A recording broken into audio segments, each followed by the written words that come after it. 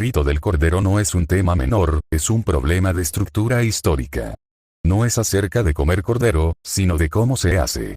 En las tribus de Israel, la Biblia no describe una costumbre cualquiera, sino un protocolo técnico muy específico en Éxodo 12, 3, 5, 7, 13, especialmente en el versículo Éxodo 12, 46, que dice, «Ni quebraréis hueso suyo». No bastaba con sacrificar un animal. Había que hacerlo de una forma clara, rígida, normativa. El cordero debía ser macho, de 1 año, sin defecto. Debía mantenerse entero durante la preparación. No se permitía quebrar ningún hueso. Se asaba y se consumía dentro de la unidad doméstica, en un tiempo determinado, primaveral, ligado al ciclo de la renovación y a la memoria del Éxodo. Además, lo que sobraba se quemaba, como si el exceso fuese algo intratable. Este no era un rito flexible, era un sistema cerrado, con reglas. No es lo mismo decir un pueblo come cordero que decir un pueblo come cordero bajo este protocolo exacto. Esa diferencia es la que cambia toda la historia. Ahora, desde el punto de vista de la historia comparada, hay que preguntarse qué pasa con ese rito cuando el pueblo cambia, se dispersa o se mezcla. La Biblia dice que una parte de las tribus de Israel fue dispersada entre las naciones. Esa dispersión no implica solo desaparición política, sino también dispersión de prácticas. Si un sistema ritual tan específico como este desaparece, normalmente lo hace por una de estas vías. Se transforma en algo más genérico, se combina con otros ritos, o simplemente se pierde de la memoria. Lo relevante para tu hipótesis no es preguntar si existen otros pueblos que comen cordero, sino si existe alguien que conserve el sistema completo tal como lo describe el texto. Porque si aparece alguien que lo conserve íntegro, y ese alguien no pertenece al contexto israelita directo, ahí empieza la anomalía histórica. Si uno recorre el mapa de las religiones importantes hoy, lo primero que ve no es el rito bíblico, sino versiones distintas.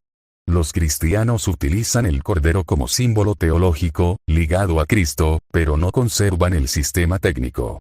No hay una norma de hueso intacto, ni consumo doméstico rígido, ni calendario equinoccial ligado a un protocolo de sacrificio. El cristianismo, a pesar de sus raíces bíblicas, ha transformado el cordero en imagen, no en protocolo de acción. El Islam, por otro lado, tiene su propio sacrificio de cordero, en Eid al-Adha, donde el animal se mata, se trocea y se reparte en 3 partes. Aquí, el hueso no solo puede romperse, sino que se valoriza el tuétano, y se extrae con intención.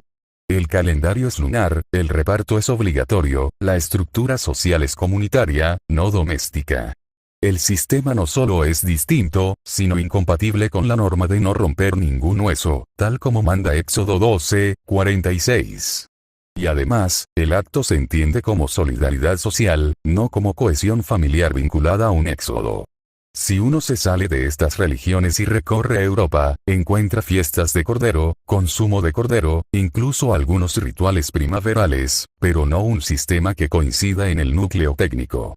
Aquí hay un punto metodológico fundamental. Simbolismo y técnica no son lo mismo. Muchos pueblos han comido cordero, muchos han tenido fiestas de primavera, muchos han simbolizado la vida con animales, pero muy pocos, casi nadie, han mantenido la prohibición de romper el hueso, el cuerpo íntegro, el consumo doméstico cerrado y el marco temporal fijo, todos a la vez. En este escenario, la coincidencia de todos esos elementos en un solo lugar sería altamente significativa. No es una similitud, es una estructura. Aquí es donde entra el caso gitano, no como anécdota, sino como anomalía. En comunidades gitanas, distribuidas por distintos países, España, Rumanía, Serbia, Alemania, Hungría, se observa un patrón coherente que no depende de si el grupo es cristiano, musulmán o secular. El cordero se prepara entero. Hay una norma fuerte de no romper los huesos, exactamente como manda Éxodo 12, 46.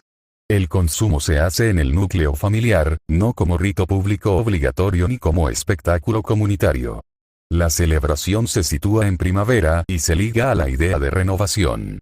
Los restos no se tratan como basura, sino con cierto respeto. En algunos contextos se entierran, en otros se queman, pero no se banalizan.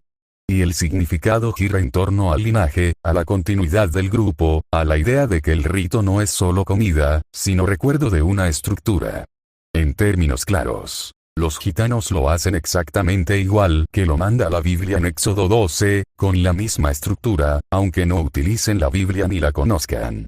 Lo que es especialmente perturbador para el modelo histórico tradicional es que este patrón no se explica por la influencia del entorno. En Balcanes, los gitanos conviven con musulmanes que rompen huesos, extraen tuétano, reparten energía y se rigen por un calendario lunar. En España, conviven con cristianos que han transformado el cordero en símbolo litúrgico. En ambos casos, el rito gitano no se acomoda a la norma local. No adopta la fractura ósea, ni el reparto obligatorio, ni la estructura social islámica, ni el simbolismo cristológico. Sigue su propio protocolo interno. Eso indica que la transmisión no viene de ahí, sino desde dentro del grupo. Y aquí aparece el punto que mete miedo. La pregunta de la memoria oral. El pueblo gitano, históricamente, no ha construido su cultura sobre textos escritos propios, ni sobre la lectura sistemática de la Biblia. No tienen una literatura rabínica, ni un canon que les recuerde Éxodo 12, 46 como ley normativa. Y, sin embargo, practican algo exactamente igual a lo que manda la Biblia. No solo cercano, sino idéntico en la parte fundamental. Integridad del cuerpo, evitación del hueso roto, consumo doméstico, marco primaveral, idea de unidad del grupo. Esto no apunta a una copia consciente, sino a una memoria ritual que se ha conservado por práctica, no por texto. La inferencia lógica a partir de esto no es una afirmación dogmática, sino una conclusión por exclusión. Si el rito bíblico es muy específico, y ha desaparecido como sistema completo del resto del mundo, y solo sobrevive, en su forma estructural, en un grupo global, disperso, sin tradición escrita propia, entonces ese grupo se convierte en el principal candidato histórico a haber conservado esa tradición. No es una afirmación arbitraria, es una hipótesis lógica basada en la observación de que, cuando un protocolo técnico altamente específico se mantiene fuera de su contexto original, significa que alguien lo ha llevado consigo sin perder su forma central. El pueblo gitano, de todos los grupos humanos observables, es el único que suma tres condiciones: dispersión histórica, ausencia de texto, y conservación del núcleo técnico del rito del cordero mandado en Éxodo 12. En términos más afilados, no se trata de decir que los gitanos creen lo mismo que los israelitas, ni que siguen el mismo calendario exacto, ni que repiten el mismo discurso teológico.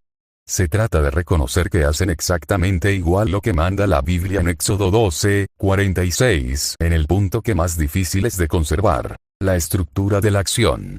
Porque una costumbre desaparece rápido cuando pierde su forma, pero persiste cuando se resiste en la forma, aunque cambie el discurso. Y el rito del cordero en Eberlesi, lejos de ser un simple vestigio, es un sistema que sobrevive, se repite, se resiste al entorno y se mantiene íntegro en la memoria oral de un pueblo cortado de su origen textual. En ese sentido, el problema ya no es de tipo teológico, sino de tipo histórico-ritual. Si el rito desaparece de todos los lugares excepto de uno, y ese lugar es un pueblo disperso globalmente, entonces la hipótesis de continuidad no es una ocurrencia, sino la explicación más directa disponible. La conclusión final, formulada con la precisión que el análisis requiere, es que el rito del cordero en Eberlesi representa una anomalía estructural en el mapa de las tradiciones religiosas actuales, porque los gitanos lo hacen exactamente igual que lo manda la Biblia en Éxodo 12, 46. No encaja del todo en el modelo islámico, ni en el cristiano, ni en el europeo secular. Se parece más a un sistema antiguo descontextualizado, que ha sido arrastrado por la historia con una sola valija: la forma ritual. Y la única forma de explicar que esa forma persista sin el texto, sin el marco institucional original y sin el contexto geográfico primitivo, es aceptar que alguien la ha conservado de forma extraña, clandestina, oral. En ese escenario, el pueblo gitano no es solo un caso más de sincretismo cultural, sino una posibilidad histórica seria de que cierta clase de memoria antigua pueda seguir avanzando, no en libros, sino en la manera en que un grupo come su cordero cada primavera, exactamente igual que lo manda la Biblia.